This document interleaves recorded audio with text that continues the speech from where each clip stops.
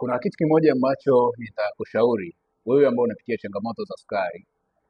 Asilimia kubwa ya watu wengi wamekuwa hawana imani kwamba sukari inaweza kupona kwa sababu ya utumiaji wa madawa kwa muda mrefu, lakini pia ushauri mbalimbali ambao unakuta mtu anapatiwa au maelekezo ya vyakula, madawa, kwa hiyo anashindwa kuweza kuzingatia. Kwa sababu gani?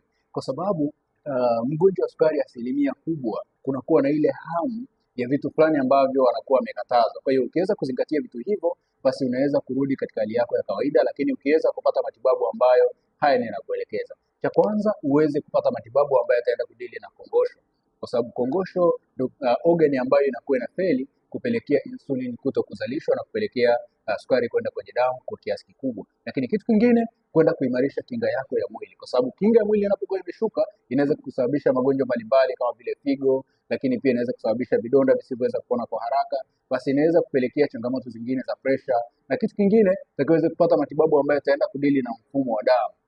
Kitu kingine, kwenda kudili na sukari yenyewe, basi hapo itaweza kusaidia wewe kurudi katika hali yako ya kawaida. Lakini pia usisahau kwenda kufanya detoxification, kwa sababu umetumia madawa tofauti tofauti, kwa hiyo mwili una tabia ya kuweza kuzoea madawa. Kwa hiyo hata kupatia madawa ambayo ni sahihi, basi haiwezi kufanya kazi vizuri, kwa sababu taka mwili zinakuwa ni nyingi, kwa zinashindwa kuweza kufanya kazi vizuri. Chukua ushauri huo, ama nitafute niweze kusimamia, nijue namna gani jinsi ya kuweza kusaidia kutokana na changamoto yako. Karibu sana.